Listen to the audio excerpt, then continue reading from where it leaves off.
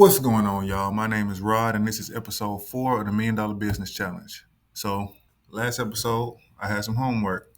I told you I was going to decrease the customer response time, and I was going to get rid of the delivery fee. So, I did that. And guess what happened?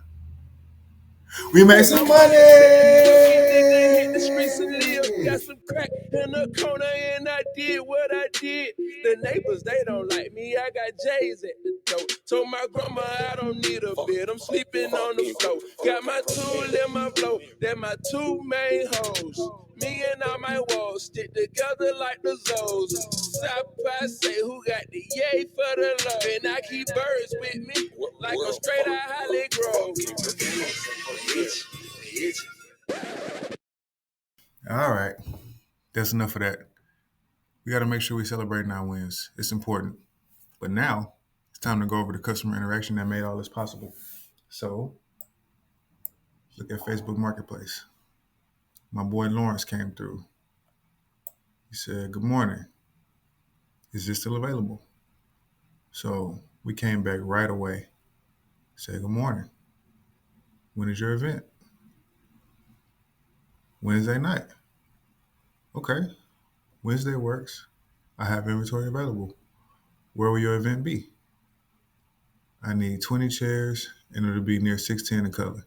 So at this point, I looked at it on the map and I said, I'd like to make some money on the delivery, but it's not too far away to hurt me. So I'm going to just quote them without the delivery fee. So I said, "I can do that. I'll waive the delivery fee because you're not that far from me, and it'll be $40 for the 20 chairs. Would you come back and get them Wednesday night or Thursday? Would it be in a holiday?" So Thursday is Thanksgiving, and I guess he's trying to figure out if he's going to be able to have them all night or come back the next day. And I really just trying to make a sale. I left it up to him. So I said, "I'd come back and get them when you're finished, unless you need them all night. Just let me know." So he asked for my number. Cool, no problem. Sent him my number, and that's probably building up some trust. So I let him know, when you're ready, we require a 50% deposit to lock in a reservation. Cool. Apple Pay or Cash App. So I typically like to do Zelle with my email address. Sends the money right to my account. But he's an Apple Pay Cash App guy. No problem. No problem. I asked him if he had Zelle. He said he don't. So I said, no problem. This is the Cash App.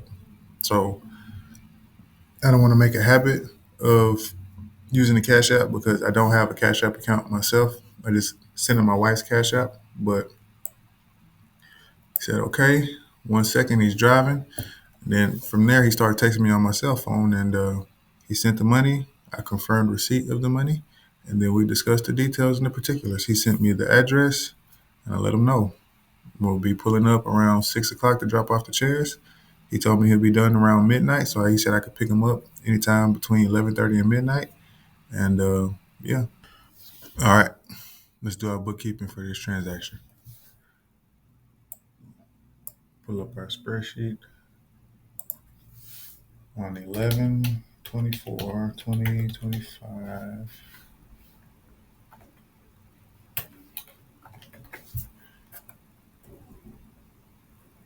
Chart of accounts. We received cash.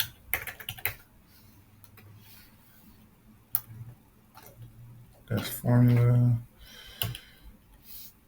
of $20. That $20 is going to be deferred revenue. So for those of you that don't know anything about accounting, revenue is recognized when it's earned. So that means we have to wait until we actually provide the service to put any of the revenue on our P&L. So right now we're just going to record the cash transaction, and we're going to put it into deferred revenue on the balance sheet. So that is 10095. Debits need to match the credits.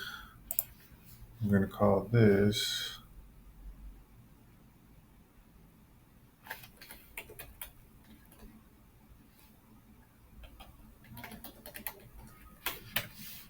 customer deposit.